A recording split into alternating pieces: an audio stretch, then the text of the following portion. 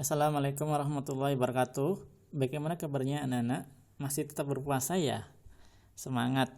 Pak Pugu akan menyampaikan materi tentang silaturahim di hari raya. Tradisi Idul Fitri di Indonesia pada umumnya adalah silaturahim.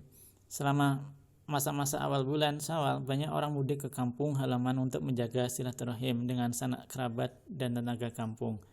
Namun di masa pandemi COVID-19 ini, pemerintah menyarankan warga Indonesia untuk tidak melakukan mudik. Bagaimana sebenarnya sih tradisi silaturahim di hari raya ini perlu kita sikapi, dan bagaimana kita melakukan silaturahim di masa pandemi ini? Nah, sekarang Pak Pugu akan menjelaskan tentang silaturahim itu sendiri. Imam Ibnu Hajar Asqalani mencatat dalam kitab Fathul Bari Syarah Sahih Al-Bukhari bahwa ia mendapatkan sebuah riwayat lewat sanad Jubair bin Nufair. Suatu ketika para sahabat Nabi saling berjumpa di hari raya. Mereka saling mendoakan satu sama lain dengan taqabbalallahu minna wa minkum. Begitu pula Imam Al-Baihaqi meriwayatkan sebuah hadis dari sahabat Watsilah bin Al-Aqsa bahwa saat berjumpa dengan Nabi di hari raya, keduanya saling mendoakan dengan ucapan taqabbalallahu minna wa minka, yang artinya semoga Allah menerima ibadahku dan juga ibadahmu. Jadi silaturahim di hari raya sangat dianjurkan ya anak-anak. Anak-anak, silaturahim pun bisa memudahkan rezeki loh. Dan tentu hidup kita akan guyup dan rukun. Imam Ahmad bin Hanbal menyatakan bahwa silaturahim dan saling mendoakan di hari raya itu diperbolehkan. Tips merayakan silaturahim di masa pandemi ini. Pak Pugu akan membagikan 5 tips bagaimana cara merayakan silaturahim di masa pandemi. Yang pertama, tidak bergerombol di malam takbir. Pemerintah melarang takbiran di luar rumah. Disarankan untuk takbiran di masjid dengan tetap mematuhi protokol kesehatan, seperti memakai masker dan tidak berkerumbul. Dan alangkah baiknya jika kita merayakan malam takbir di rumah saja.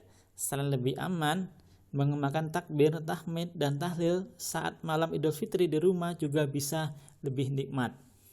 Yang kedua, menjaga jarak saat sholat Idul Fitri. Saat sholat Idul Fitri memang sebaiknya dilakukan secara berjamaah.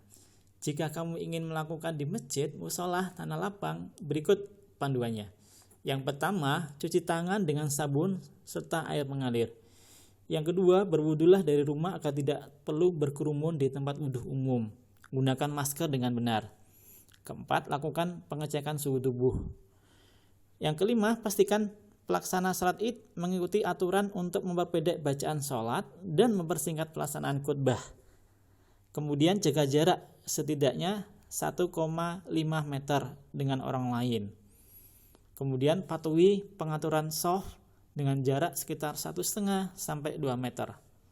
Gunakan sajadah atau alat sholat sendiri dan tidak berbagi dengan orang lain. Hindari berjabat tangan, berpelukan setelah sholat Id dan menggantinya dengan senyuman atau salam dari jauh. Kemudian silaturahim melalui pesan singkat dan video call. Momen Lebaran erat kaitannya dengan kebiasaan masyarakat untuk melakukan mudik ke kampung halaman. Namun di tengah pandemi COVID Corona, sebaiknya kalian tetap berada di rumah tanpa harus melakukan mudik keluar kota. Walau berada di rumah saja, kamu tetap bisa mengirim ucapan melalui pesan singkat, telepon, genggamu, atau mengirim kartu ucapan selamat Lebaran kepada keluarga di luar kota. Kendati raga tidak ada bersama mereka, kamu masih tetap bisa bermaaf-maafan melalui cara ini. Kemudian yang keempat, saling berkirim parsel Lebaran. Tidak mudik dan tetap berada di rumah bukan berarti kamu tidak bisa memberikan bingkisan kepada keluargamu di kampung halaman.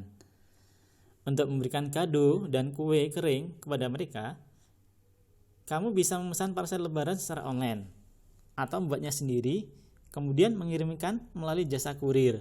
Dengan begitu, keluarga yang tinggal jauh di kampung tetap bisa menikmati kue kering buatanmu. Kelima, tidak perlu ke mall untuk berbelanja baju baru. Kamu tetap bisa memakai pakaian baru saat Lebaran dengan berbelanja online. Melalui cara ini, kamu tetap bisa mendapatkan baju untuk Lebaran tanpa harus keluar rumah dan berdesak-desaan dengan banyak orang. yang justru bisa meningkatkan penularan virus corona.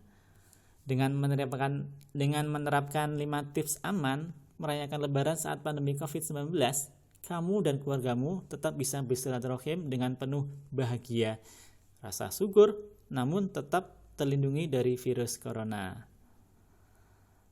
Sekian materi tentang silaturahim dan tips dari Pak Pugu, tips bagaimana merayakan silaturahim di hari Lebaran tahun ini. Semoga bermanfaat. Sekian, wassalamualaikum warahmatullahi wabarakatuh.